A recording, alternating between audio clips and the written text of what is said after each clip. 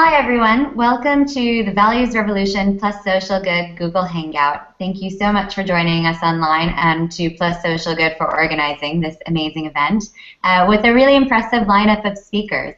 So from left to right, I'd like to introduce today's panelists. All the way on the far left, we have Jessie Yeoh, co-founder of Bare Soaps, which is an all-natural handmade soap that is preservative and synthetic free. And they also partner with Children's Hope Chest in Uganda, where a portion of their proceeds are invested. Next is Grace Clapham, another fellow Plus Social Good connector, based out of Singapore, and she is the co-founder of the Change School, a Positivity Institute for Transformational Learning.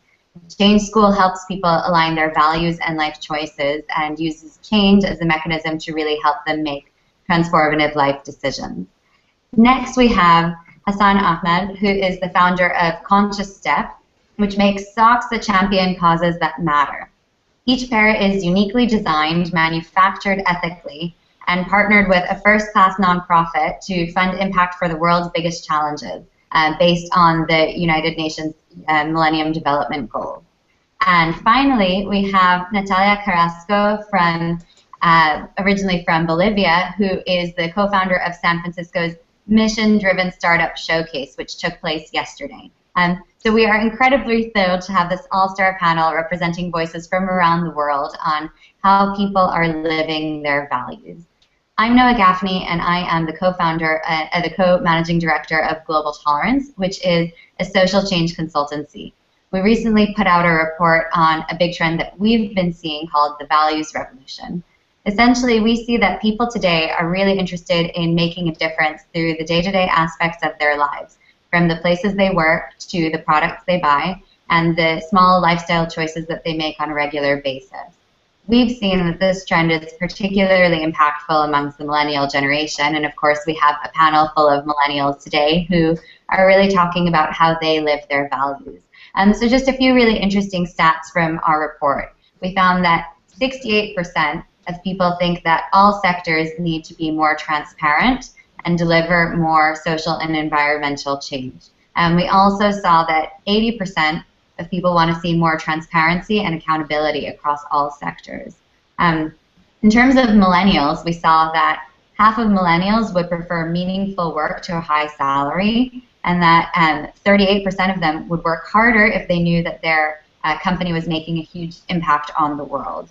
In terms of purchasing decisions, we saw that 60% of millennials prefer to buy ethical products, and that 2/3 consider a company's social and ethical reputation before they purchase a product. We found that about 4 out of 10 millennials are willing to pay a premium for an ethical product. And then finally, with lifestyle, we're really excited to note that the ethical market is now bigger than the market for alcohol and tobacco combined, and that things like green energy are just going through the roof, as well as, as millennials, we tend to volunteer in various ways, so we're almost as likely to participate in a, in a really active way with an organization as we are to donate. So we're really trying to make a difference through all areas of our lives. And with that, I'd like to kick off the panel. So why don't I get started with Natalia, whose event just took place yesterday.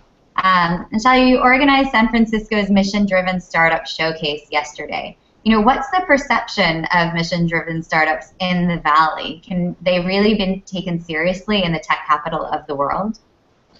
Yeah, well, thank you so much for putting this together. Thank you so much for having me.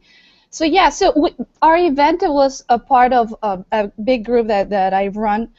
And here in San Francisco, I think like everywhere else, it's a process that it's starting to happen, and reports like yours also help because now we have data to back everything up. But for example, Y Combinator, which is the most famous incubator of startups here in Silicon Valley, where Reddit and Airbnb and Dropbox got started, didn't have any nonprofits or social enterprises until 2012. And now they do, and their last batch, I think, had 10 different social enterprises. So it's a process that's getting started. We had a great turnout yesterday. We had over 100 people. We had 5 wonderful mission-driven startups talking about what they're doing, and they're helping everyone from people with chronic conditions to inner city at-risk youth to people with dyslexia, and everyone's very excited to start using, innovation and technology and business for good, and which is what we focus on. We try to provide an infrastructure, physical with events and online, where people get together to discuss how to use all of the wonderful things that are happening in Silicon Valley for good. Specifically in our group, we work with social enterprises and people who are for-profits but mission-driven, really focus on having a social impact, but utilizing the invisible hands of economics to help them push and to achieve the social impact that they want to achieve. So yeah, it's a process. We were talking about it yesterday. It's hard, for example, to raise money sometimes. There's very unique challenges for social enterprises because you're not a nonprofit specifically, so you can apply to grants. And then investors may have some doubts about, wait, that is all great, but am I going to get my money back? So there is a lot of, it's a process that's taking place where mission-driven startups are finding the specific way that's going to work for their companies to be taken seriously. But it's happening. It has started, and it's more companies than not, of the very new ones, are eager to tell you not only their business model and their product, but also their social impact, which I think it's wonderful. Excellent. Thank you. And Hassan, you actually also run a social business called Conscious Step, as we mentioned earlier, and this is basically getting people to buy socks that are ethically designed and donate a portion of their proceeds to well-meaning causes. I want to ask you a little bit about this decision that people take. Why do you think that people are willing to pay a premium for a product that is ethically sourced and donates a bit of its proceeds to good causes? What is it about ethical consumption that's really compelling these days? I think, yeah, it's a really great question, Noah, and I think, well, in my opinion, there's two reasons why conscious consumerism is, very much on the rise, and the careers as well in this sector are becoming a lot more attractive to millennials, as your report looks at. I think, the first contributing factor is that these problems that social enterprises and conscious consumerism is seeking to address, be they social, economic, or environmental, I think they're becoming a lot more pronounced, and they're also becoming a lot more publicized. So every day now we seem to hear, it's either a war, or it's the wealth inequality, or it's some other sort of natural disaster. There's always something that specifically the millennials are exposed to across all these social media channels, at the very least, that we're so attached to. So I think, it's a lot more top of mind now for our generation. And the second point, I believe, is that I think, there's a sense that we're losing a bit of faith in the systems that traditionally provide solutions, and the main two are like the market, which we've seen is pretty prone to crashing and is actually causing, a bit of a wealth inequality. And the second is the state, which, can become gridlocked or sort of sidetracked by special interests. And so, I think those two reasons, the fact that these problems are a lot more obvious now, and also perhaps the millennials' faith is getting a bit lost in these systems, things like conscious consumerism are becoming a lot more popular. And I think, it's an opportunity for the individual, for the consumer, to really to connect with and contribute to the solutions to these problems. And while there's obviously a lot of criticisms to I guess using consumerism as a development tool, people often say that, what can the individual do, and so on. But I think, that sort of defeats or misses the point. And the fact that the individual now is able to not only provide funds to solutions, but also gain more awareness about the charities and the organisations that are moving towards solutions, and also about sustainable manufacturing practices and so on. And I think these are all really optimistic trends that we're seeing, which will then roll into perhaps a lot more of us going into careers in this sector. Great, and your personal story is really compelling because you actually made the transition from a medical student to becoming a social entrepreneur. And Grace works with many people in your situation trying to figure out their next step.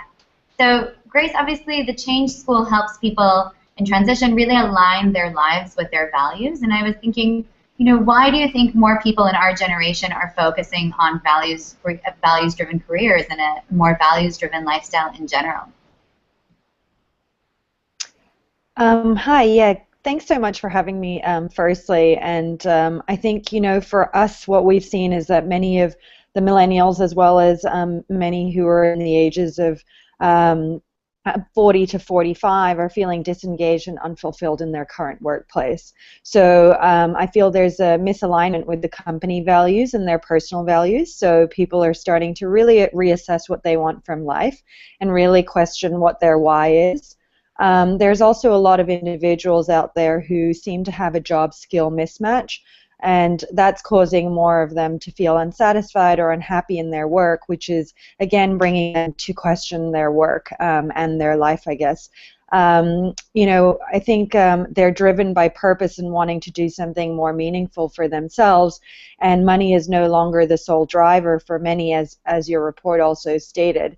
This also means that the workforce is changing, and as the millennials are in to find jobs or create jobs or start businesses that are more suitable to themselves, we're starting to see more and more of that.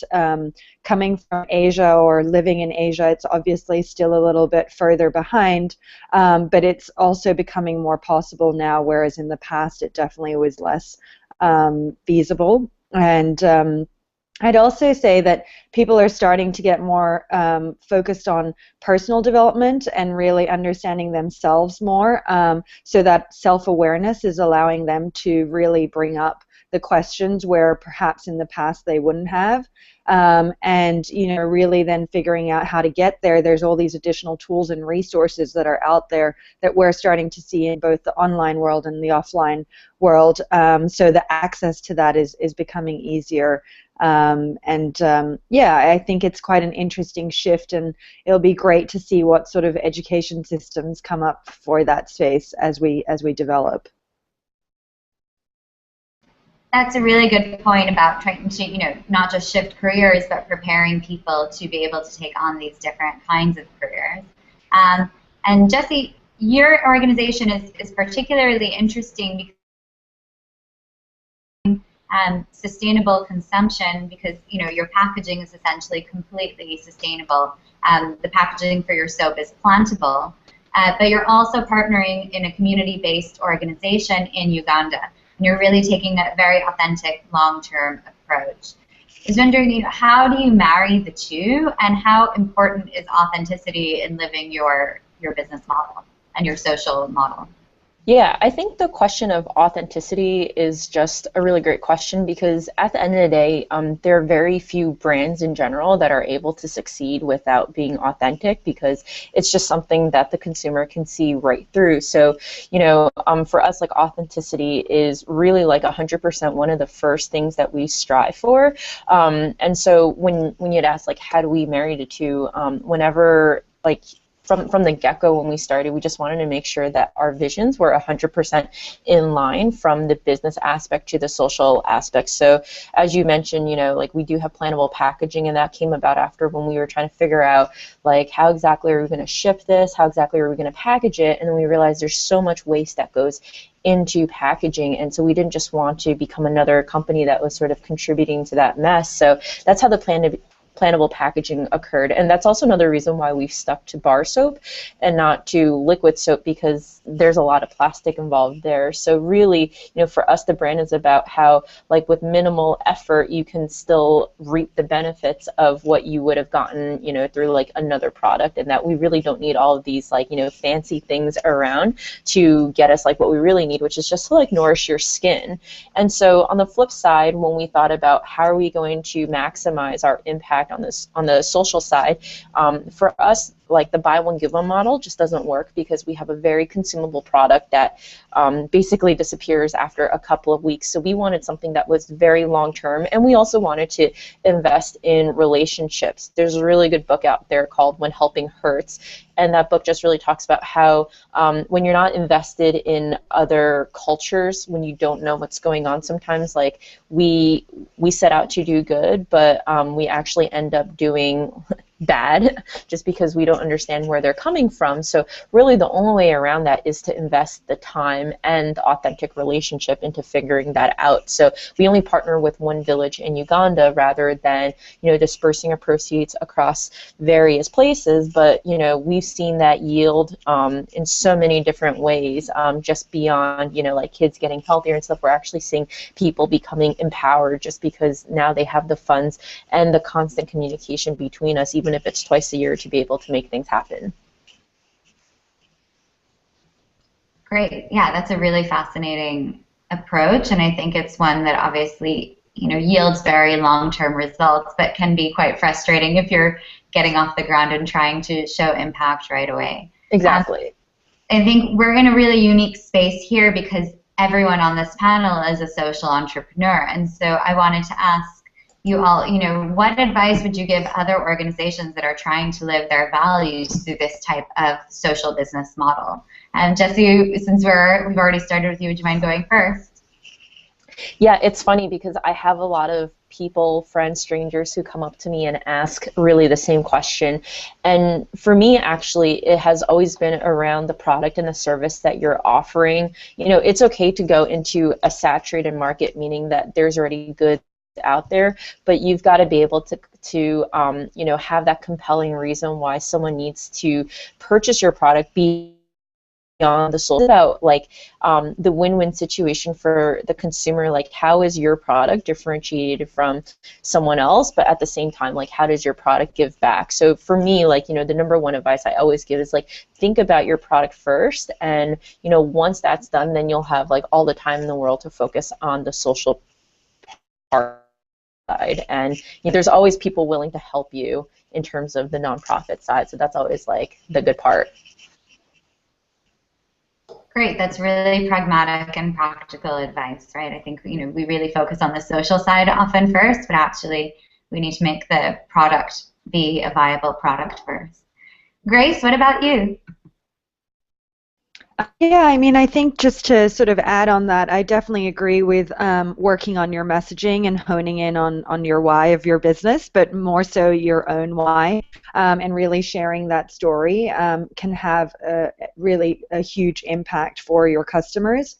And I think to keep questioning and really understanding where you're standing. I think if you're of a slightly larger size, be authentic, and be authentic with your employees, your customers, and yourself. Maybe even have a manifesto to keep with you so that you can sort of stand strong for what you believe, because it's definitely not an easy road, and I guess depending where you are in this world, it's easy to be discouraged. So if you're able to, go back to your why, you can just continue to see the road ahead of you and not get discouraged. That's really powerful, having a kind of core why of why you're living your values, and then coming back to it over and over again can help you get through the tough time. Hassan, what about you? Yeah, I think both of those are great answers, I guess in addition to that, I really felt the question, which was how do you live your values through a social business model. I think the answer is really is in there. It's reminding ourselves and coming from the paradigm that the purpose of the social business model is to live and support and materialize these values that we have, and which is most often, the solution of a particular problem. And, practically, this can be difficult because, as Jesse was saying, at the end of the day, if you don't create a product the market wants, and if you aren't able to create profit to allow you to scale and allow you to scale your change, then there's no point. At the end of the day, if you're not going to be a successful business that is able to then enact the change.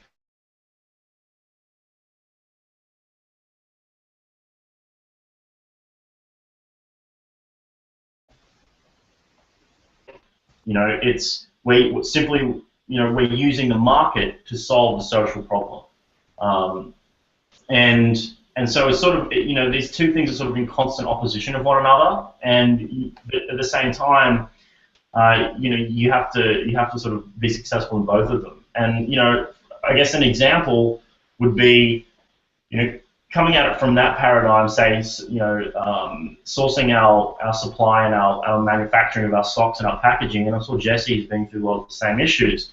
Coming from a normal sort of for-profit paradigm would sort of be, this is an opportunity for us to make a product quicker and save money, which makes sense if your purpose is to profit. But keeping the values in mind and keeping in mind the reason that we start organizations such as this, for us that became an opportunity to, touch the lives of, impoverished farmers through supporting, fair trade initiatives by paying a premium on that we source.